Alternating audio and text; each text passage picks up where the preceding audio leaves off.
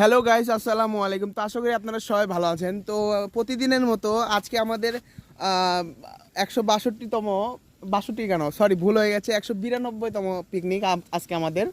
তো ঈদের পর, আর ঈদের আগে আর খাইনি, ঈদের আগে দুই দিন আগে খেয়েছিলাম।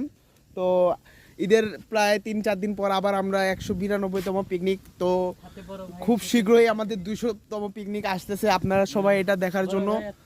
আর আমাদের মাঝে এই যে বড় ভাই চলে আসছে, 1 বছর, প্রায় 1 বছর হয়েছে না ভাই?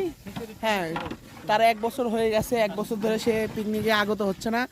হ্যাঁ, আর এই যে এখানে সবাই গেঞ্জি টেঞ্জি মেরে একবারে খুলে টুলে রান্নার জন্য প্রস্তুতি। এই যে কষা মাংস রান্না করতেছে, একবারে কষা কষা। ঠিক আছে, তো আপনারা আমাদের সাথে থাকুন।